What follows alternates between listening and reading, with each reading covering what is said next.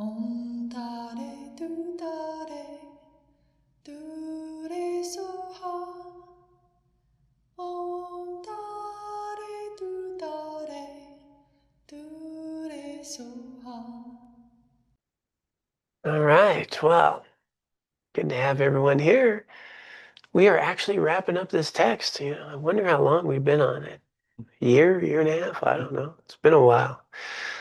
Uh, but I hope that everyone that has been participating has found it meaningful. And we took a detour going through the big volumes of teachings to work on how do we bring it into our life? How do we engage with these practices that we talk about in daily life? And so the text we went through is, meditations on the path to liberation.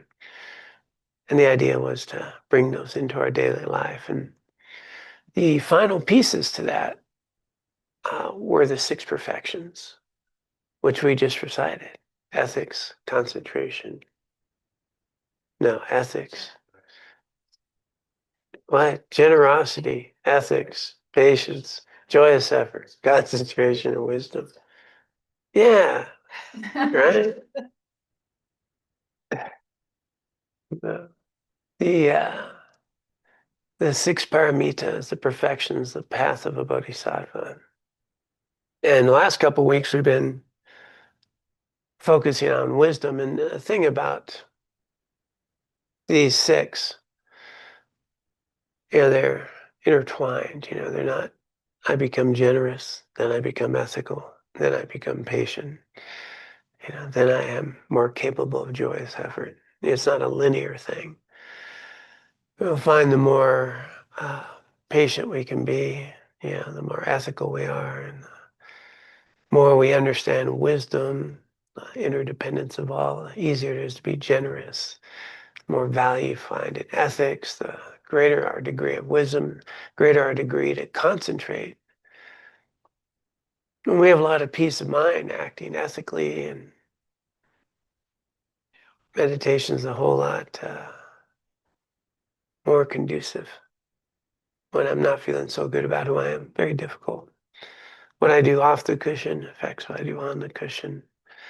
So they're very intertwined there. And these are all conditions that improve the quality of life. And the thing is that we can take a look at these six perfections from any belief system. And I think you'd find it help you in whatever journey you're on. It's just a basic human being. Uh, the less selfish I am, probably gonna feel better about my engagement in the world. And offering of generosity, we know what we feel like when we're able to give gifts to people or help somebody in some way. And generosity not being something about money and resources, the generosity of time, give someone our attention, be there for someone. It's probably the most challenging thing. I mentioned earlier, there's a woman, I think it's in Taiwan, I believe it's in Taiwan. Very big nonprofit, huge, like millions, millionaires, big CEOs and so forth want to donate. It could be Japan, in Taiwan or Japan, one of those. And she will not accept huge donations from anyone unless they come and volunteer and give service. So you got these, billionaires who go provide service so that they can donate because she feels strongly that, that's the important thing. So this offering of generosity of our time and generosity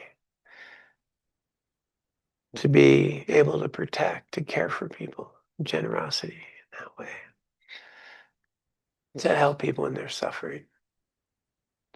Ethics, I mean, that one goes without saying. The more I'm capable of living within my own ethics and values, the more capable I am of looking in the mirror, feeling good about who I am. All basic, fundamental Western psychology has a very clear foundation that the more we live in alignment with our values, the more inner peace and well-being, resiliency we have. So the more ethical we are, the less cognitive dissonance, the more inner peace, the more well-being we have. Patience. Yeah.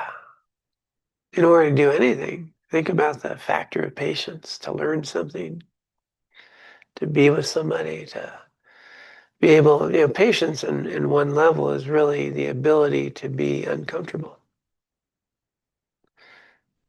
Think about how many problems in your life would not have happened if you were just able to be a little uncomfortable. Oh, seeking to avoid discomfort has caused a lot of issues in my life, I'll guarantee you that. Uh, so the ability to be uncomfortable, the ability to have delayed gratification. That's something, it's an interesting thing that parents try to teach younger children, and can be very difficult to do ourselves. Delayed gratification when we have all this instantaneous availability. Every time I think of that now, I keep thinking of Brad sitting here when we had that conversation about how frustrating it can be when you go to do something in your app and it has a two-factor verification. Oh my God, I have to push 2 more buttons, and it's like, that can be a frustrating thing. And you're like, we couldn't even do things like that, before. And so the world we live in with all this copy and paste, with all this instantaneous stuff, just in general, humanity's having quite a bit of difficulty around delayed gratification and the ability to be uncomfortable. I don't have to be uncomfortable. I can push a button. I don't have to be bored. And yet, somebody just wrote a book recently on the value of boredom, for growth, for, way of being, for resiliency. So patience and Buddhist teachings, the antidote to anger, patience. Think about it. Anger is very afflictive, and and the ability to be uncomfortable can eliminate at least us acting in a way that we might regret in anger, and eventually eliminates an antidote. Perseverance, joyous efforts, diligence. So on Saturday, we're going to have a day long on that perfection out of the heroic heart. And Rachel is ill, so I don't think she's with us tonight. And, she's runs things for us, right? Always taking care of us. And she posted a day-long retreat, and she put the title, it's in the book, Practicing Diligence. So I think we got one person to sign up. I changed it to Joyous Effort. I think we have a few more signups. There's something to be in the packaging. It's like, yeah, I'm gonna go spend a whole day on it. Something called diligence with uh, and when we engage with joyous effort, or sometimes perseverance, it's called. Often it starts off as perseverance and becomes joyous effort. There's a bandwidth there. So we'll see if anybody shows up. Joyous effort retreats tend to get some traction. Hey, Mandy, I haven't seen you in a long time. Good to see you. Wow. Yeah, welcome. Um, Concentration. Ooh, what would it be like to have a mind that could pay attention? What would that be like? To actually not be reactive, to actually have a mind that can pay attention to what I'm doing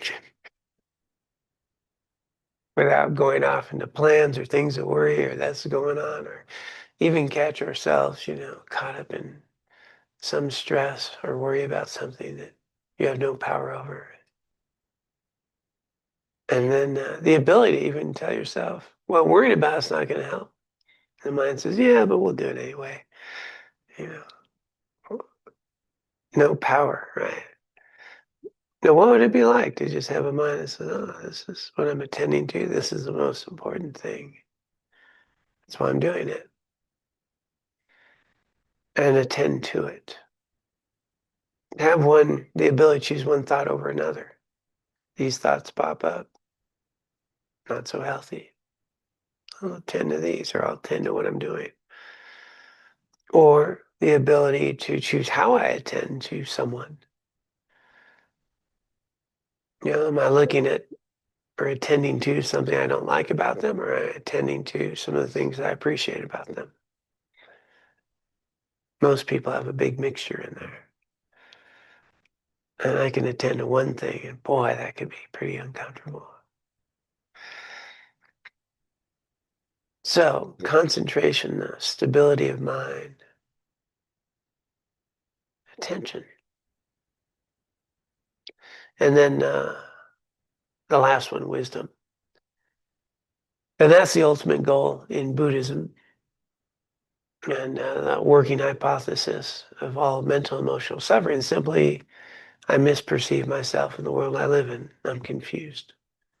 And if we were not confused, we wouldn't mistake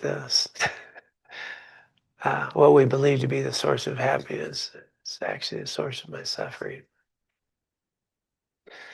And so out of this confusion, self-centeredness, self-grasping, misperception, misunderstanding, we create this whole cycle of misperception. It gives rise to our attachments, aversions, the conditioning that gets created, the karma, the imprints, however we place that.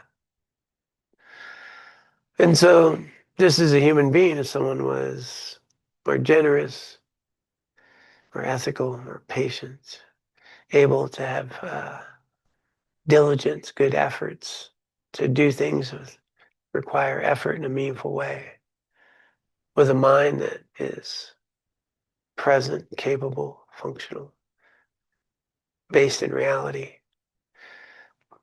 might be a lot better off. It's possible. Hard to find a downside there, I think. In a bodhisattva path, if one were to take it to the levels presented, which is a path of Buddhahood, but they're all together, so people can sometimes get too focused on this or that, or and not recognize. Sometimes people say, "Yeah, I don't have, my practice not doing well. Yeah, not really practicing lately." And I'm like, "Well, were you nice to anybody?" "Oh yeah, it's pretty nice so and so." "Okay, well that's pretty good practice." Matter of fact, that might be the ultimate practice. Being nice to somebody. It's pretty good. And so not to mix, confuse this idea that sitting in meditation or reciting certain prayers or this or that is my practice. My practice is learning how to engage with this life in ways that are productive and eliminate causes of mental emotional afflictions that cause harm to myself and others. And in that way, it's really valuable to see what we're doing well instead of just thinking there's all this work to do. Who wants to do all that work? It doesn't sound very fun. But I'd love to engage in a process of growing, learning, and understanding, and living with a much more open heart. That sounds pretty interesting. So we've been, going through each of these, and I'm almost afraid to pick up where we left off, but I'm going to be bold and fearless at the moment. We've been on emptiness for the last few days, which is the ultimate nature of reality. So how tough could that be, right? Oh, right. Okay. So we're going through these stages of the core root problem. Let me just see where it goes to. All right, let's get our swimmers on, go to the deep end of the pool. I will share the text. So, for those of you who haven't been here the last couple of weeks,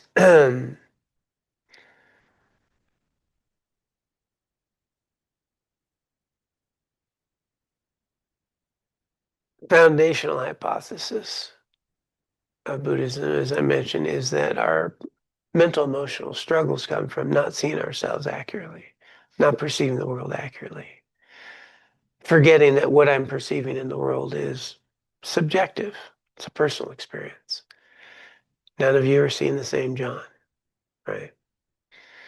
Uh, so however we're experiencing the world, whatever inputs we get through our sense consciousness and as it interacts with our conditioning and what, all of our own imprints, what we have experienced in our lives and all that, it's coming together in the way that my mind and body work to take in a sense, sound, taste, sight, whatever comes in. Then this mind body thing categorizes it, labels it, makes sense of it, produces something that's pleasant or unpleasant, somewhere in between, kind of neutral, kind of not very interesting, or wow, I really want that, or whew, don't want to be having any of that. And person next to me, they want some of what I don't want. And so, it's interesting. We live in this very subjective world, but it seems very objective. And I forget that how I'm perceiving the world has a whole lot to do with me, not just what I'm perceiving. And so as a result of that, I start labeling people, places, things, and events in particular ways, and then I react to that, even without even thinking about it. These kind of people are cool, these kind of people are not. Those so-and-so's funny, and so-and-so's really not funny, and I like this kind of music and not that kind of music, and this is good. It's funny when somebody says they like good music. Isn't that a funny statement, don't you think? I mean, I like good music. Okay, good. Who likes bad music? I don't know. And uh, and forgetting good, is a relative thing, right, to me and something else. So, um, and so out of that, we forget that really, if I start changing me, I start having the world I'm experiencing changes. And that's again nothing Buddhist there. That's just the way things are. And you can go to neuroscience and all that; it'll say the same thing. Scientifically, we're getting these imprints and we're reacting to it, we're categorizing, we're putting labels. And then we believe that this music is good and that music is not good, or this food's good, and so forth. People we like versus people we don't like. And we don't realize we have a choice that I could attend to that person, place, thing, event a little differently and have a very different experience.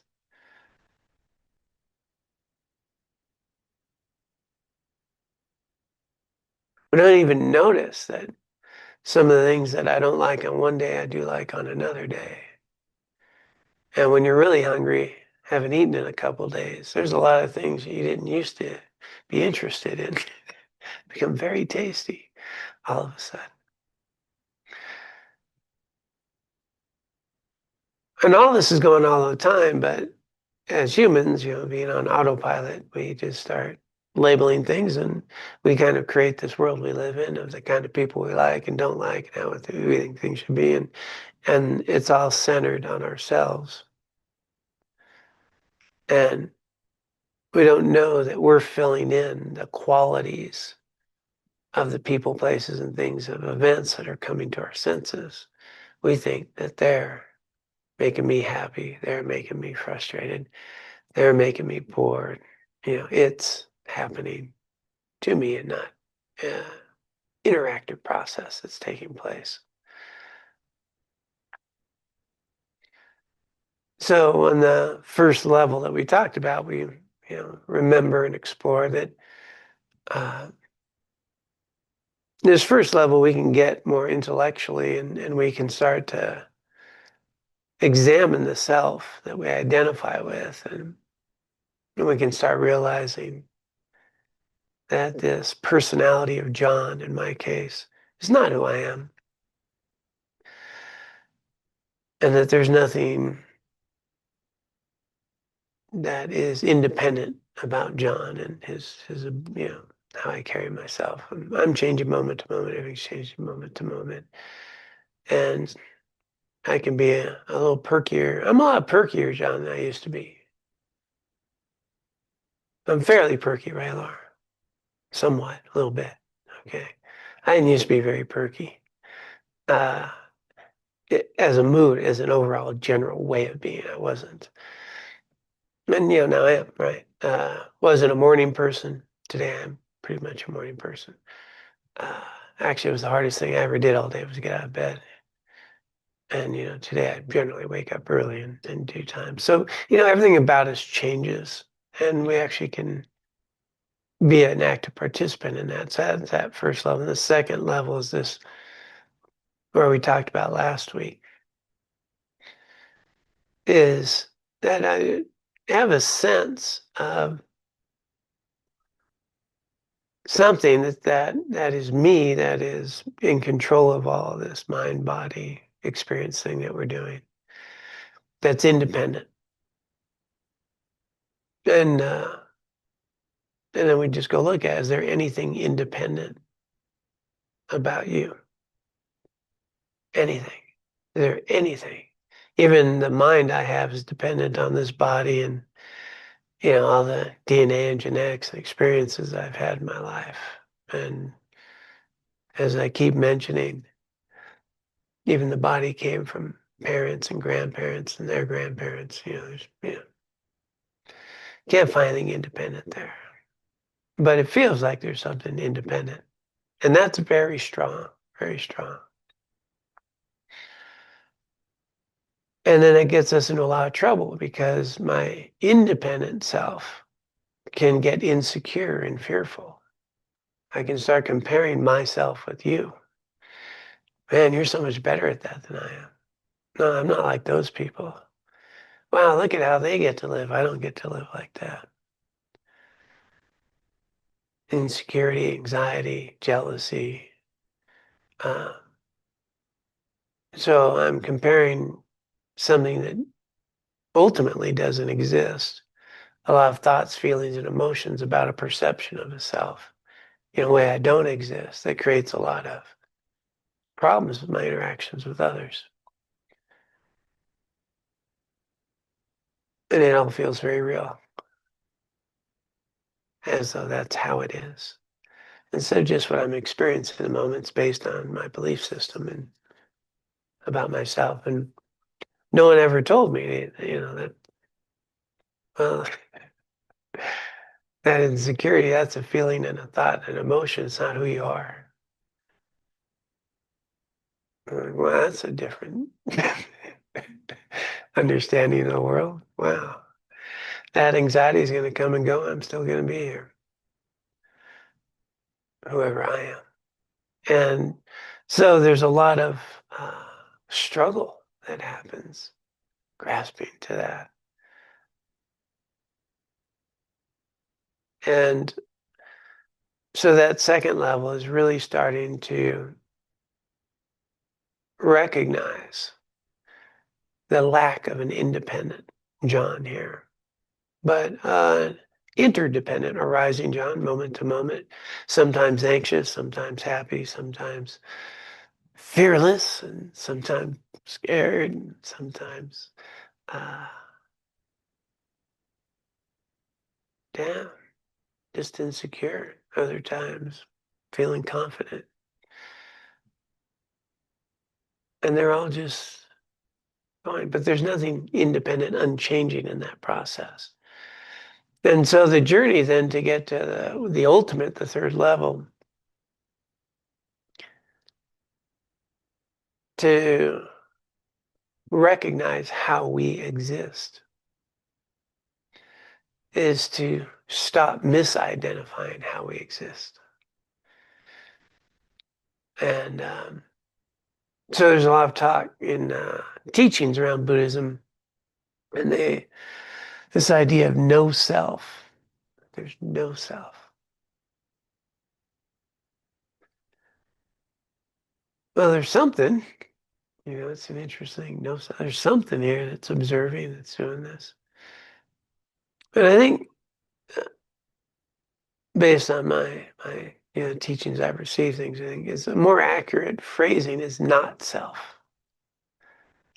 I'm identifying me and mine with that which is not me and mine. I'm identifying a self in a way I do not exist. So not self. So my body is not me, my thoughts are not me, we go through the five skandhas and so forth, and we start recognizing that I keep identifying John with that which is not John. And you start taking apart and separating what I'm holding firmly as who I am. And so I more accurately experience how I am. I'm at this moment. And so the deconstruction starts with just refraining from at some point, recognizing what I'm not, and then maybe I'll figure out who I am.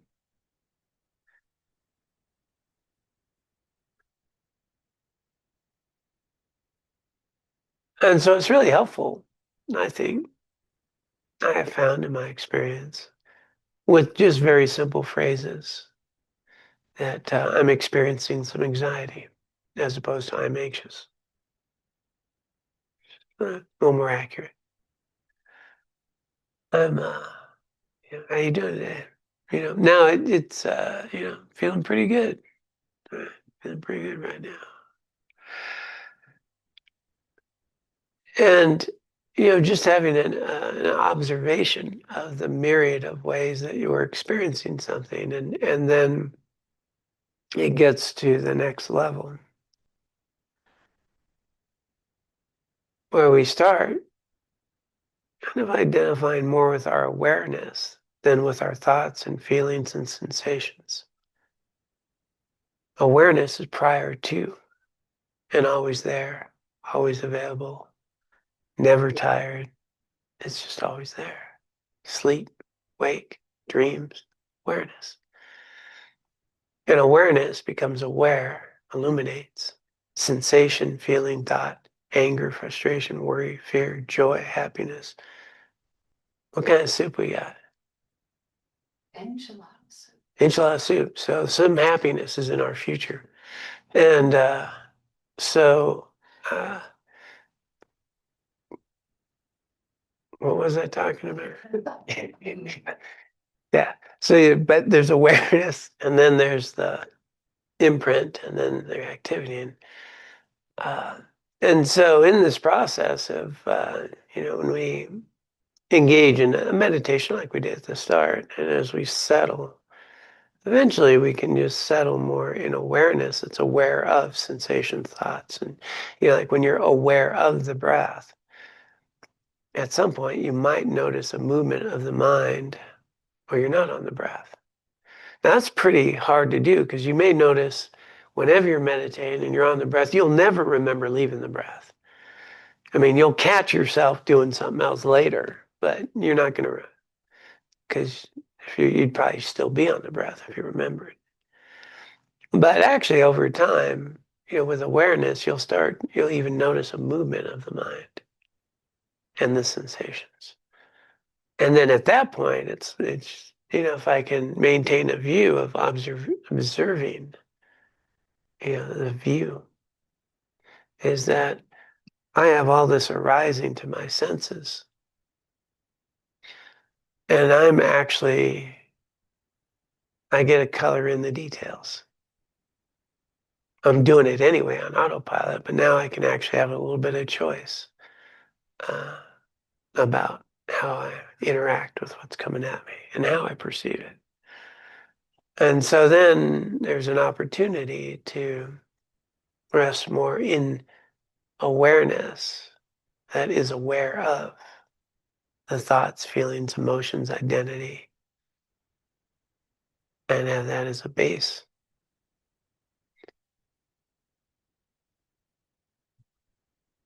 And then we actually have some free will and choice in life. It's kind of nice. We can do that. And so that's where concentration and wisdom really have this opportunity to come together. Concentration, the practices of shamatha are ones that still the mind and develop the capacity for attention, presence. And then with wisdom of this interdependence, that everything, wow, everything. Enchilada soup, huh? When you sit here and you think about, often we'll go to food. I don't know why. Maybe because I enjoy it. But I mean, just the conditions for us to be in this building, for us to be online, how many things have to happen? How many others are involved? I mean, sometimes I'll sit here and I'll think, wow, we're in this room. Yeah, this used to be a school. Somebody built a school. People had to pay taxes. There had to be education.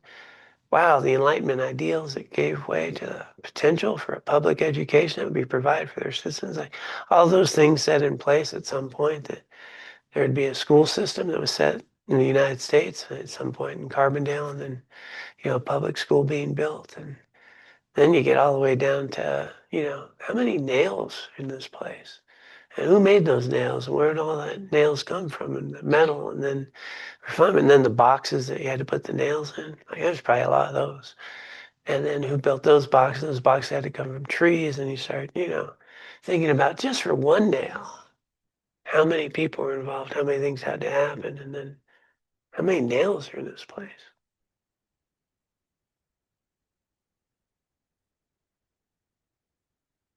We're not even getting into everything that's ever happened in your life for you to be here. Of all the things you could be doing on a Wednesday night, whether you're online, the computer, the technology, the internet. Yeah. And yet I feel like I'm independent.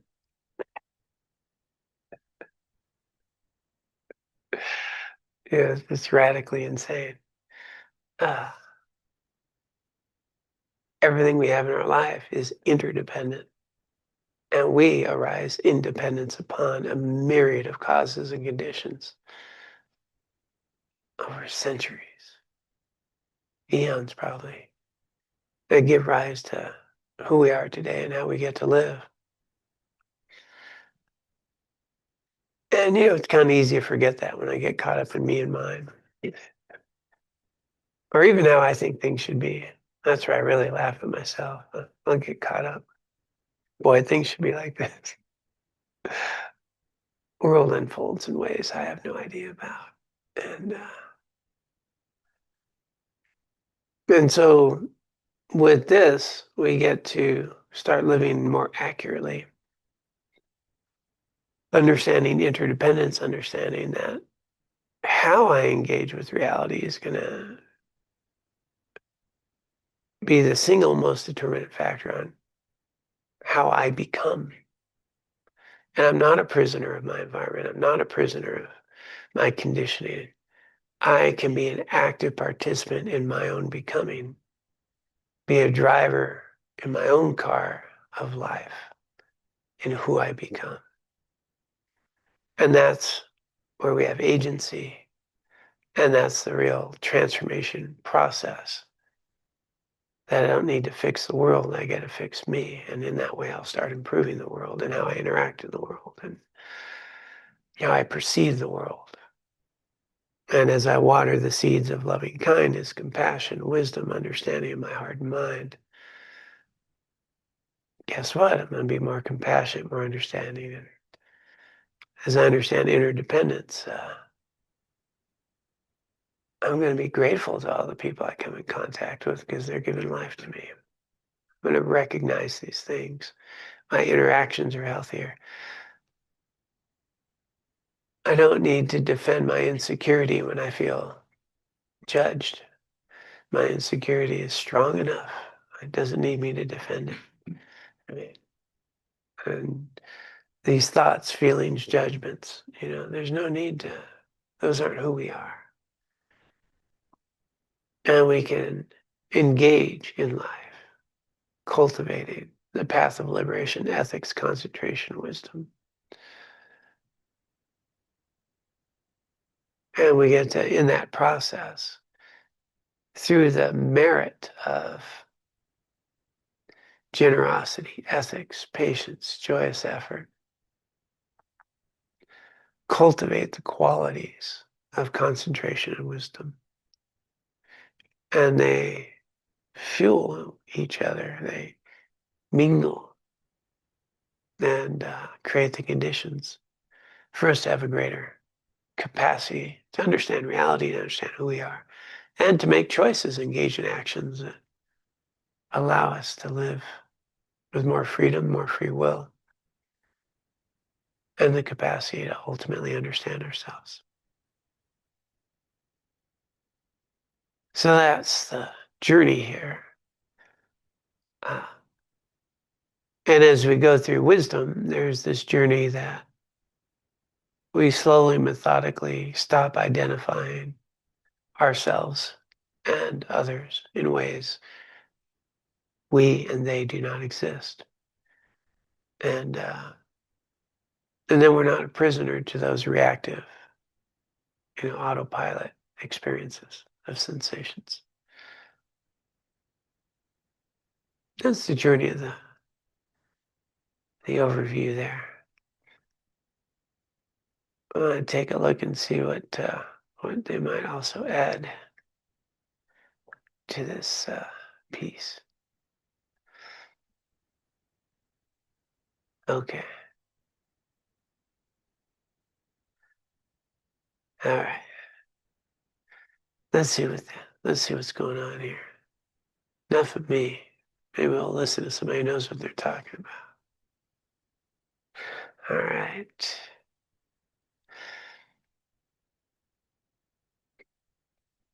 So down here at the bottom, persons do exist. The 8 or so billion people on this planet exist, as do all the other mammals, birds, fish, and insects. Selflessness does not mean no person or self at all. It means that the certain types of self, such as the 3 mentioned above, do not exist, ultimately. The type of self or person that does exist is the self that is merely designated independence on a set of aggregates of body-mind combination, as explained in the 3rd point of meditation on dependent arising. We've covered that a few times. The procedure for realizing selflessness involves first identifying in our experience the false sense of self, known in philosophical terms as the object of negation. What you negate, what I'm not. And then contemplating reasons, proving that it cannot possibly exist. So that's really an undoing of how I do not exist, being clear about that.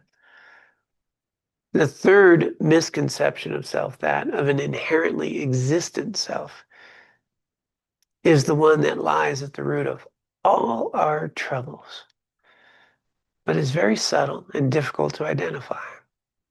So it can be helpful to start with the more coarse misconceptions about self, such as a belief in a permanent, unitary, independent self, as mentioned above. This notion of self does not exist in everyone's mind. Only people who have learned certain non-Buddhist religions have acquired it. That's a reference to like having a soul that doesn't change, a soul that goes to heaven or goes to hell. That doesn't change. It's your soul going there. Whereas Buddhism, they think of you more of a stream of consciousness that's changing moment to moment. There's not something independent, so it's a stream. But So even when we say our rebirth, well, it's not going to be your rebirth. The you that's here not going to be reborn. Uh, Matter of fact, the you that's here won't be here tomorrow. So it's a stream of becoming moment to moment and so forth. So nothing independent, nothing non-changing. So that's what they mean by certain non-Buddhist religions have this sort of self or Atman, even in Hindu, right? There's an Atman, a self. But we might fall into the category, especially if we were raised in a Christian or a Jewish family, to believe in a soul. I didn't read this before I started talking, so I'm just glad what I shared correlates. Uh, so it can be helpful to investigate whether such a self exists. And below, you'll find meditations exploring each of these three misconceptions about the self explained above. And so, again, as we've been going through these teachings for some time, the ultimate understanding, this takes, it's a journey. But it's valuable to have an understanding at the start so you kind of have a map of where you might be going. So even though I don't quite grasp a non-self or not self, the idea of it being available is something I get to explore now. I've got a map. It's kind of, if I want a map to go to, where do I want to go? I want to go see Niagara Falls. Okay, so if I want to go to Niagara Falls, I've only been there once. It was in the winter. I'd like to see it when it's the summer flowing. Spring. Now would be a good time of year, right? So let's say I want to go to Niagara. Well, I'll need a map to get there. But I'm not there yet. But if I follow the map, well, and I can see the directions and the path, and I understand something about why I would want to go to Niagara Falls. Uh, it's like that with the path, the Buddhist path. Why would I engage in a path if I don't have an interest in getting somewhere? And so one of the fundamental things might be as simple as I would like to not suffer so much. And a huge amount of my mental emotional suffering is self-generated because it's not the events themselves, but how I'm relating to them and engaging with them in ways that, aren't accurate. So if I have this accurate map, then it starts unfolding along the way. So it's good to start with an understanding. It's like in science, you work with hypothesis, right? Scientific method. Here's the hypothesis. Are there mental emotional sufferings based in how things actually exist? And so we have the three marks of existence, and we can compare it to it. Am I suffering because I have an expectation this or that thing can provide me the happiness I seek? Or is there any composite phenomenon, that's a technical term, a phenomenon, that makes me happy and can sustain that happiness? And the mark of existence is no, there isn't. Anything that you've ever had that gave you happiness gave you a short-term bit of feeling good.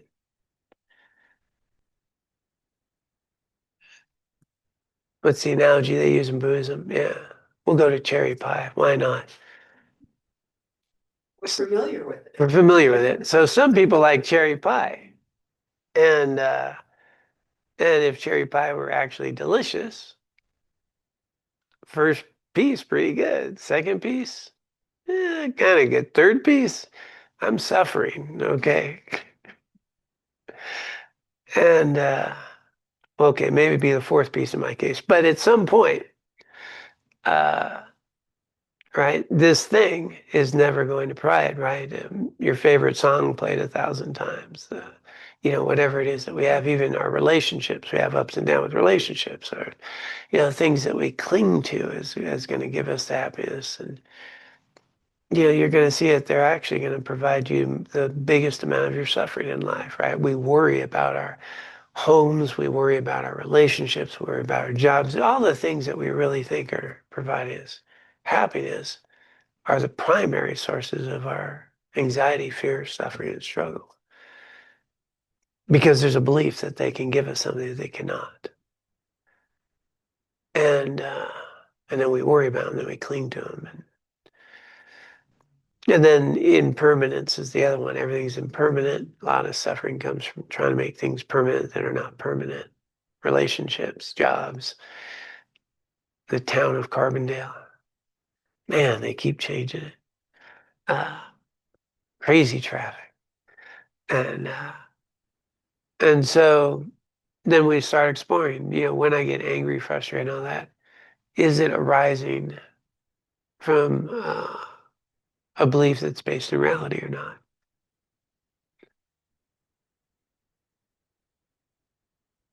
So in the decades I've been doing, I haven't found a case yet, or a sense of self in a way I do not, right? That's the other one, the third one. So much of it's arising from just me seeing myself in a way I do not exist. And so the working hypothesis becomes, okay, when I have mental, emotional affliction struggles and all that, what's the core belief, and is that true? Or are things relative? And in moments that seem so tragic, later become the touchstone of growth in your life that in ways you never expected. Losing a job leads to another job. Losing a partner winds up with another partner.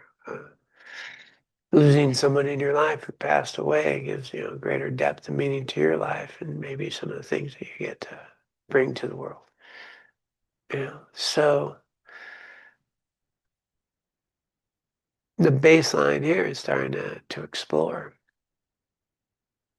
And then if that's the working hypothesis, this self-centered grasping away, I do not exist, and then exaggerating the qualities on things I like and things I don't like, and how I think I need things to be happy, uh, are now contingent on people, places, things, and events, rather than what happens if I change internally, and could I be happy with a lot less, you know?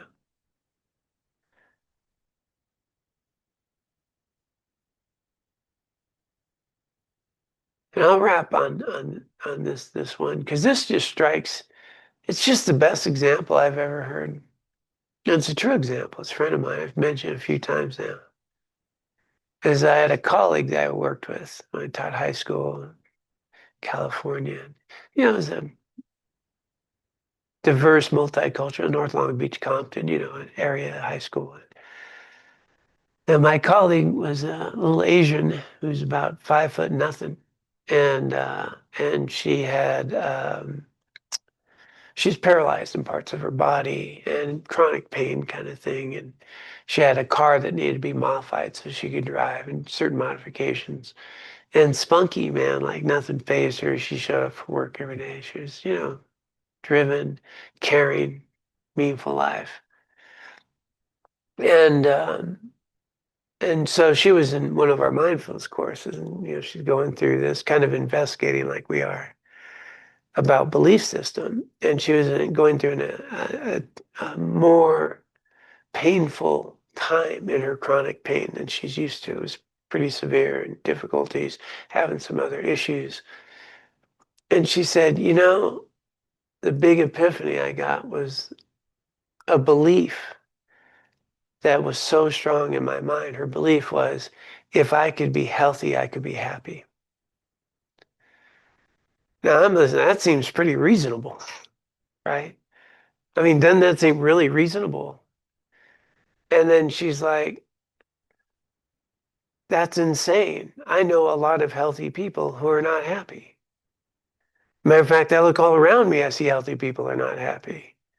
Like it popped my bubble. I was like, our beliefs, they seem very valid, but not based in reality. And I thought, wow, what a clear example where she's sitting there that I could, if I could be healthy, I could be happy. And yet she's surrounded by healthy people who are not happy. And anyway, she's pretty happy these days. She actually got married, had kid, great life, and done a lot with her world. Yeah. Um, and so that's the thing, right? Things seem on the surface so clear. But when we look a little more deeply, what's the real source of our happiness and well-being? And we may find that, it has a lot to do with our virtue, with the way we engage with the world, the way we understand interdependence, so forth.